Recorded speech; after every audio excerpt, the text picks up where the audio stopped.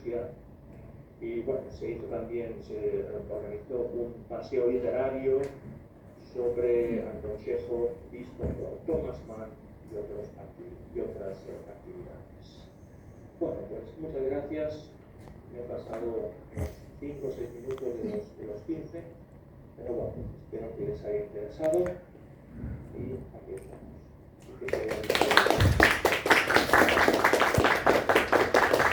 Muchas gracias, Sebastián. Creo que te voy a tener que minimizar un poco para hacerme mi presentación. ¿Nos escuchás igual? Aparezco, sí, sí. Perfecto. A ver.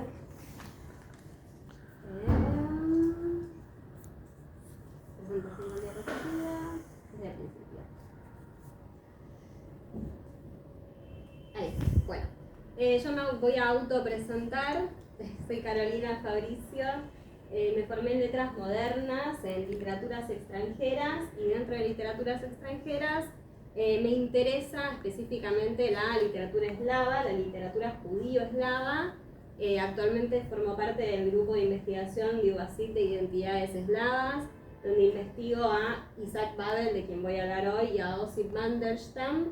Y bueno, hoy vengo a hablar un poco de la construcción de la memoria colectiva dentro del judaísmo, tanto en el territorio eslavo, específicamente en lo que hoy conocemos como Ucrania, Odessa, hasta una experiencia argentina en un rapidísimo ejercicio de literatura comparada, pensando en la infancia como en un lugar central dentro del judaísmo como reservorio de la identidad y la memoria colectiva. A ver. Bueno, ¿por qué contar desde la infancia, no?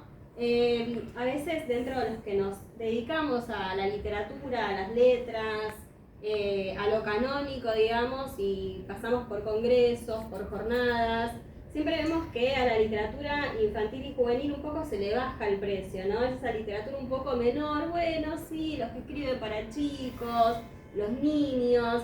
Y quería traer hoy esta frase de Graciela Montes en La frontera indómita, que dice así: los asuntos con los que nos topamos los humanos al entrar a la vida no son tantos.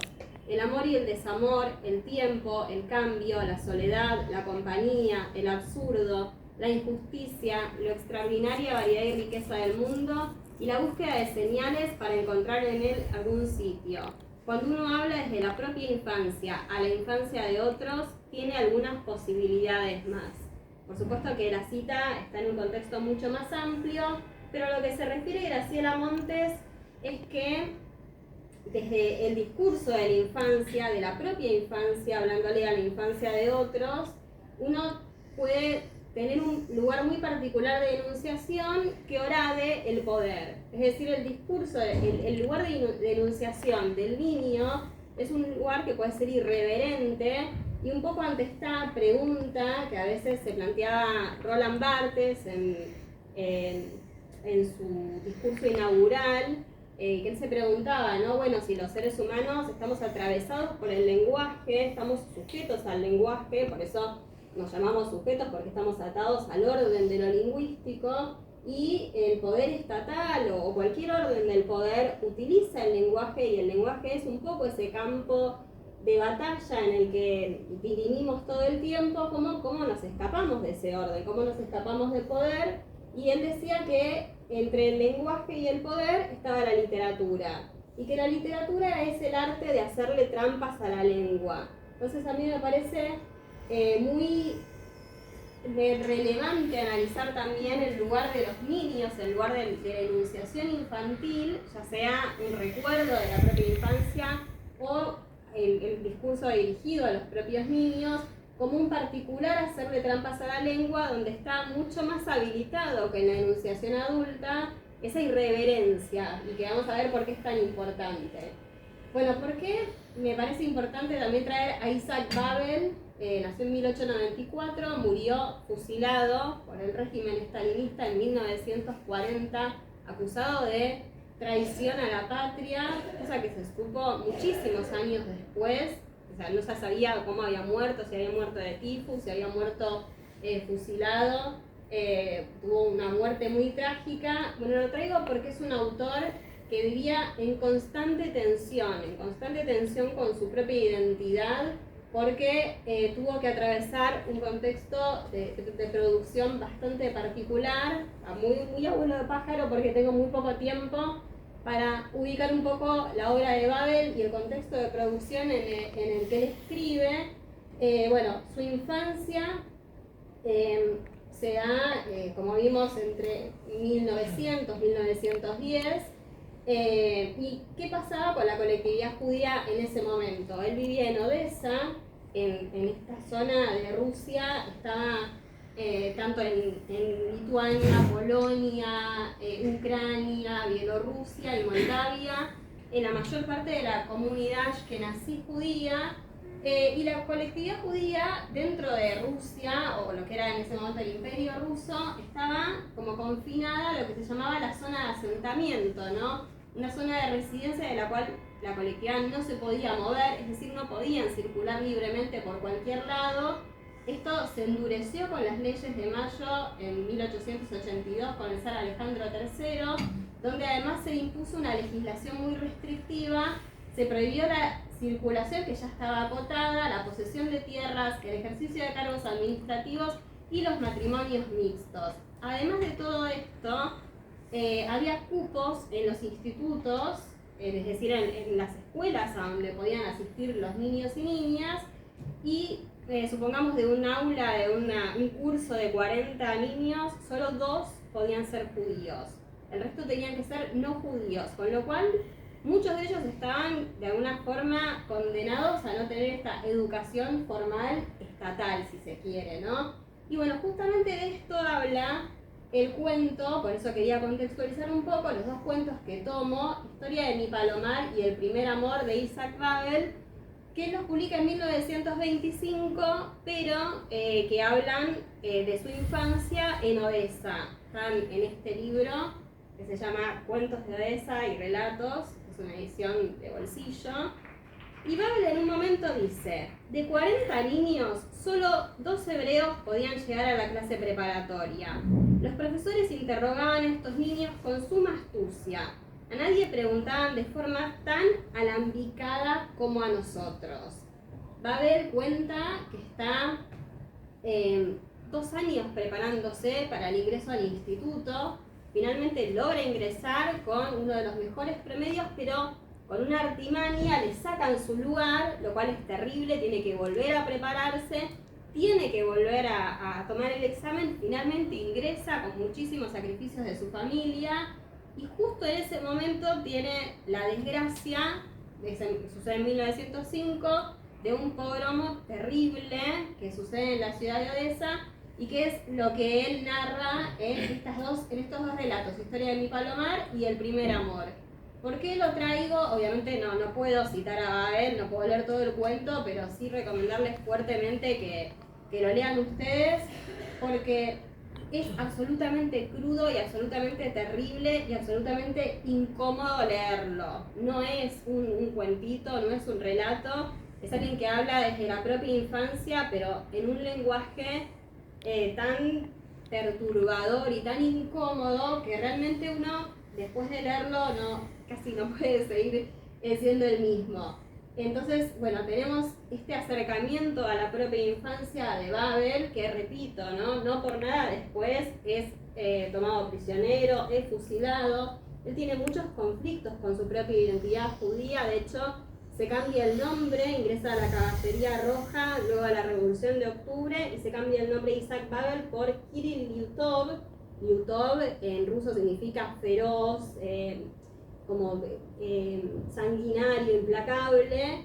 Y bueno, él crece en este contexto en el cual pertenecer a la colectividad judía era una cuestión muy compleja en términos de casi seguir vivo, y aún así ingresa en la Caballería Roja, y bueno, él narra toda esta tensión y todo este conflicto identitario que tiene, y me parece muy interesante cómo lo hace, y los invito a leerlo, a que lo lean, porque no tenemos tiempo para que lo lea yo. En segunda instancia quería tomar a una autora argentina, no sé si la conocen, se llama Verónica Zuckáczter, que escribió en 2015 la novela infantil y juvenil Los nombres prestados. En esta novela, en un contexto completamente distinto, que es el territorio argentino, dentro del siglo XXI, bueno, Verónica Zuckáczter nos narra la historia de una nieta que está desarmando la biblioteca de los abuelos, está ayudando al abuelo a reorganizar su casa y que encuentra algo que la conmueve y que promueve un diálogo entre ella y su seide, que es la palabra en yiddish para abuelo, y me parece muy interesante el principio de la novela que sí se los quiero leer. Me tocaba vaciar la biblioteca de los abuelos, desarmarla, quitar los libros de los estantes y decidir el destino de cada uno. Los libros que Pedro Nowak y Aida Wexelman, padres de mi padre, habían comprado o pedido prestado o robado, que habían leído, amado o detestado, subrayado, estudiado, releído, olvidado. Eso tenía que hacer, pero ni idea de por dónde comenzar. Y me parece muy interesante que Verónica empiece con la idea de la biblioteca, porque en este libro, que también los traigo porque a veces lo visual ayuda, de Amos Oz, que se llama Los judíos y las palabras, Amos Oz justamente habla de que la identidad judía está basada en una biblioteca, ¿no? En una línea de texto, y que lo que en realidad une a la colectividad judía, a la nación judía, no es solamente un hilo de sangre o el pacto o la marca de la circuncisión al Brit Milá, sino un texto compartido, una genealogía que se forma de palabras.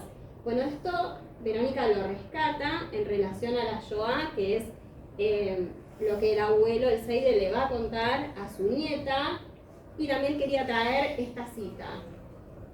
Porque el conflicto de la novela de Verónica Zuckáczter es que la muerte no encuentra a este seide, como que lo busca, y nunca lo puede encontrar, y nunca lo puede llamar, y nunca se lo puede llevar, y no sabe por qué.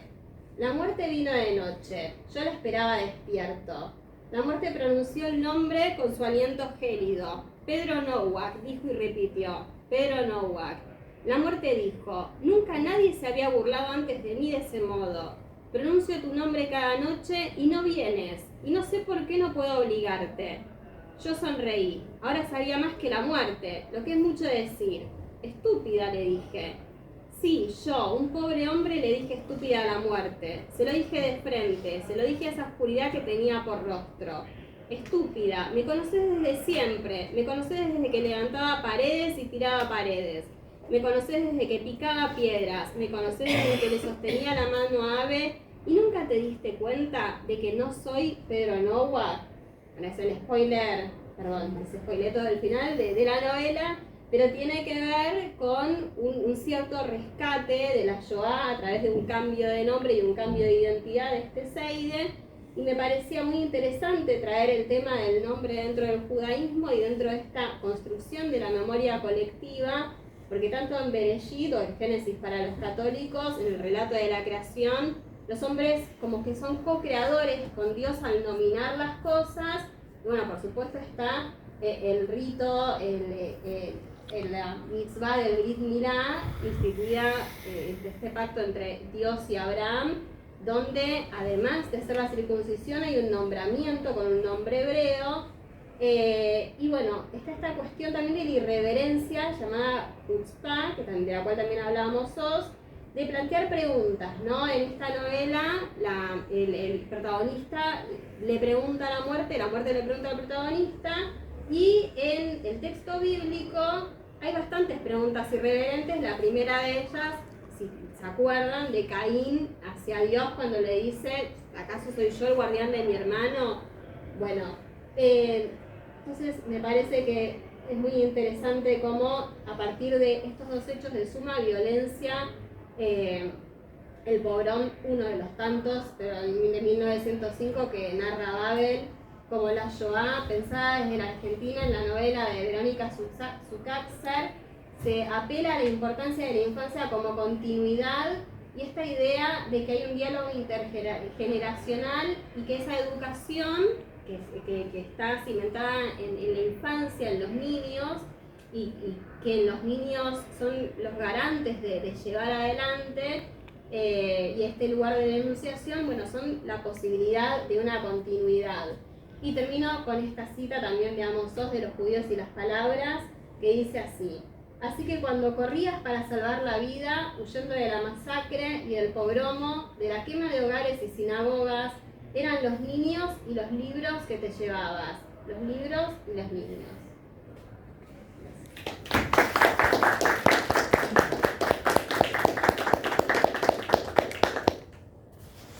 Bueno, creo que nos quedamos sin tiempo para preguntas, pero gracias a todos por venir, y bueno, nos seguimos viendo el resto de las jornadas.